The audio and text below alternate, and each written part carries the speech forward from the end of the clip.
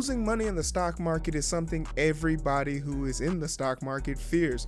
And this goes without saying, but you shouldn't be in the stock market if you have debt, if you don't have at least $1,000 in savings, or you're afraid to lose money in the stock market. This is not a place for you to be. Yet and still, here you are, excited to hear how to make some money in the stock market. And we'll get to that, I promise you. This is going to be a much better video than my last. But before we dive in, I want to address some things with you guys. Black Lives Matter. And that is the bare minimum. As long as I'm alive, as long as I have breath in these lungs, I will continue to make sure that Black lives thrive.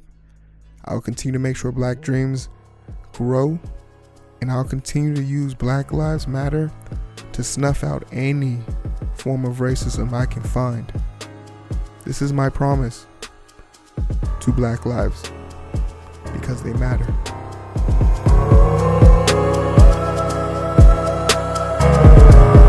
Hey, how you doing? My name's Hero. Thank you guys so much for watching my last video.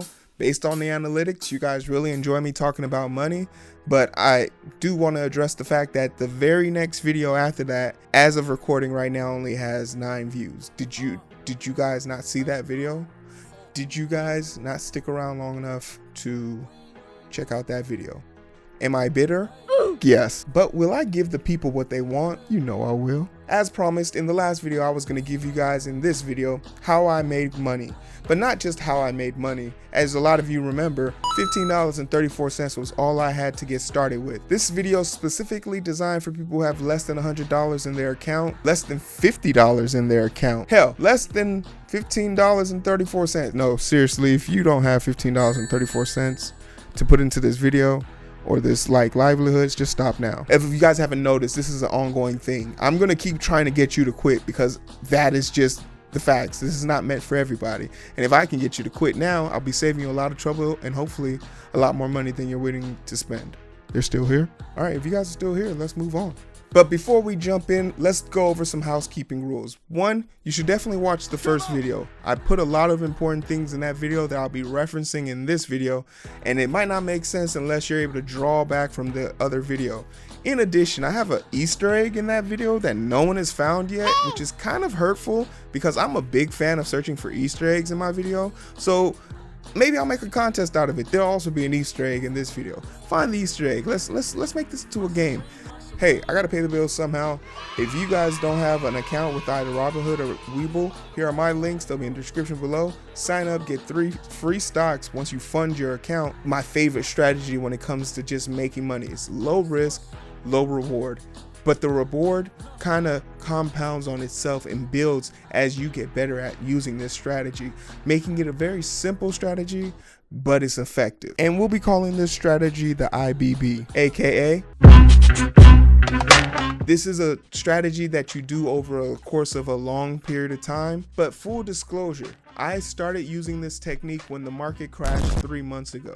Basically, I made my first $50 off a $9.32 American Airlines stock. I basically then got an understanding of this stock, watching it for 3 days, understanding its peaks and its lows. And what I was able to grasp from that helped me make money, because what I noticed is that American Airlines fluctuated heavily due to volatility around 3 to 15%, which in layman terms came out to be around like $3 to $5 every day. So there was an opportunity there for me to make $3 to $5 every day if I could harness the volatility of the market. Here's how. You're going to need at least 2 versions of this stock, and the reason why you're going to need 2 versions of this stock is because you want to avoid the day trade clause that might apply to you if you don't have a significant amount of money in your bank account.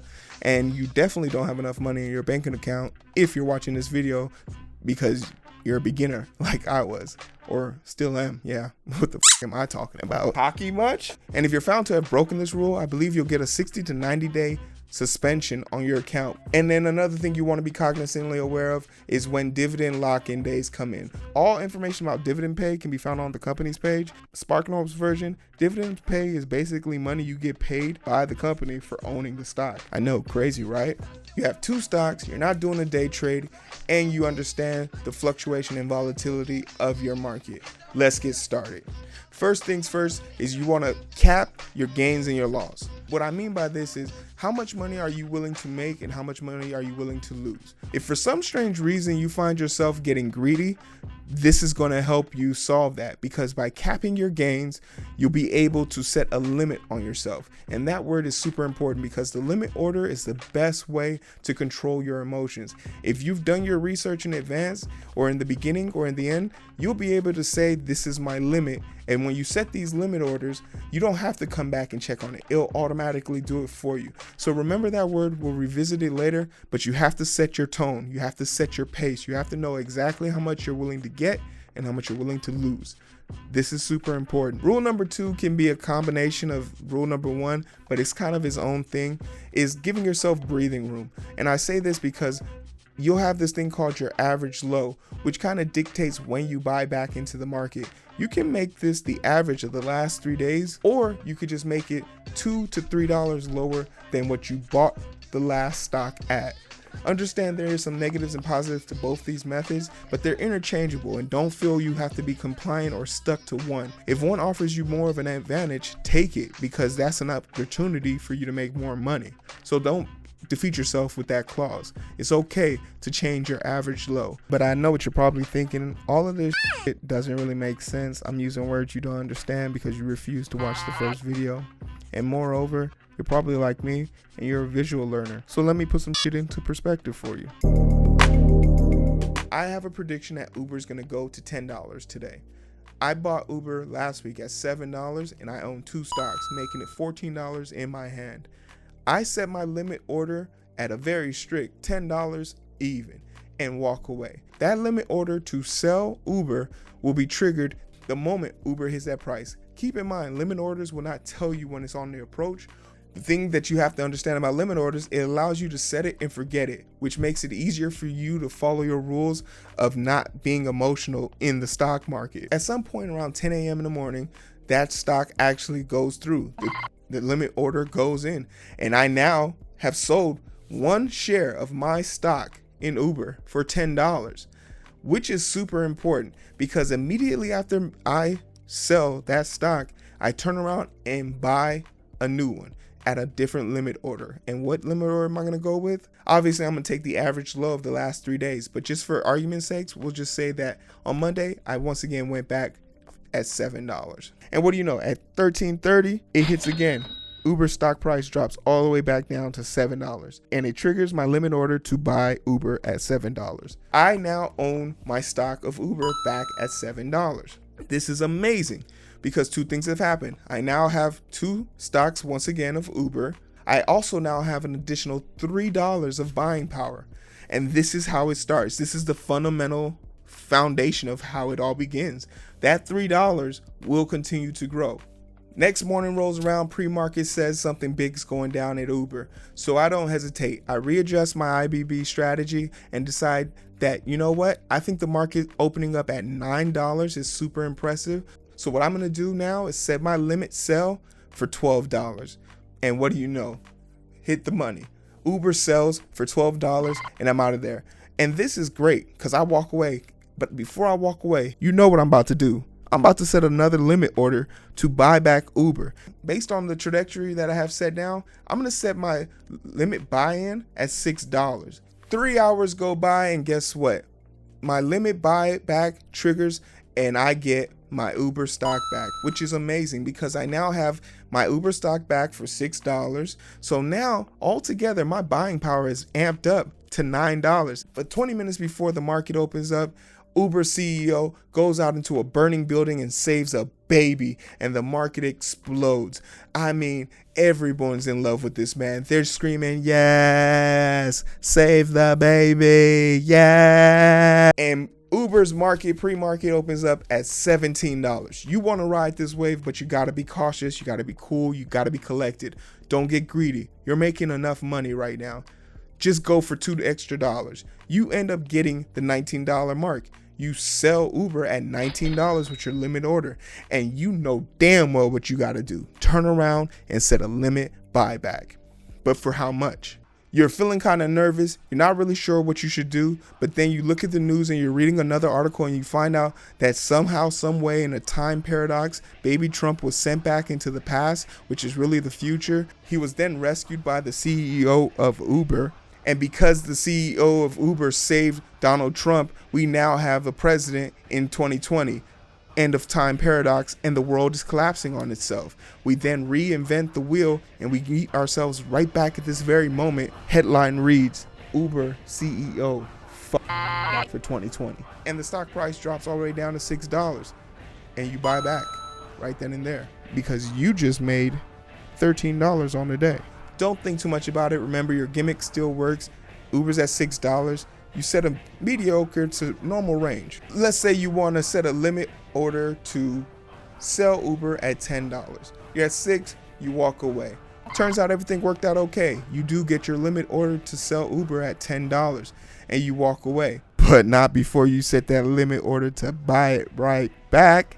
And because you're not going with the average from yesterday, but you did see it hit 4, you're going to try your luck again and go for another 4, which puts you in position to win $6 and be on your way. And then Friday, blah, blah, blah, blah, blah, blah, blah, blah, blah, blah, blah, blah, blah, blah, blah. $7. Congratulations. All right, so let's see what we got. By my calculations, in 5 days, you made $3 plus $6 plus $13 plus $6 more, and then finally $7. And I'm no mathematician, but I believe that's $35. So in 1 week, you made $35 just following a trend of on and off switches that you rarely had to pay attention to because you were using the powers of limit orders. And don't forget, you still own those 2 Uber stocks going at a rate of $6 a piece, meaning you have $12 plus that $35, which comes out to $47, I think. I was right, considering you got here at $15.34. I mean, that's pretty impressive. Pat yourself on the back. But let's take this a little bit further and let's kind of show you the magnitude of this. Imagine if you were doing this with 5 separate stocks, all at the same price. Let's just say, hypothetically speaking, that's 47 times 5. That's $235 you've now made with minimal effort. This is the luxury of this ability, because with it, you have the ability to kind of compound and magnify your earnings at such a low rate and such a low risk. But I'd be lying if I didn't say that IBB has some. The market needs volatility. You are not going to be able to use IBB in a stagnant market. What is a stagnant market, or what does a stagnant stock look like? This is flatline, as in it's dead.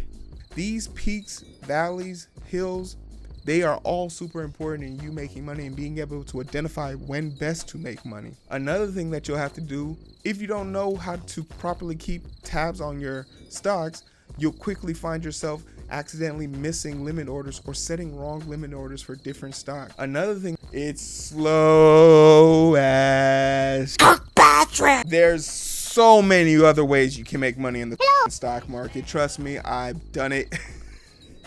But I enjoy this slow pace because it gives me the ability to really interact with my stocks and thoroughly get to know them and their market, their competitors as well. It's super interesting to see how Uber and Lyft mirror each other. So it was a no-brainer for me when I decided to buy Uber. It would only be logical for me to buy Lyft next because they mirror each other. So if I know one thing's going to happen to Uber, it's definitely going to happen to Lyft.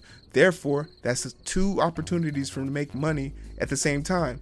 But it's also a risk for me to lose money at the same rate 2 different ways. And probably the most dangerous part about using IBB, which I have to stress is single-handedly the worst thing that could happen to you when you're using IBB, is option A, you get out of the money too quick. For example, let's say Uber hit that $10 on Monday and just kept going to the fucking moon, all the way up to $100.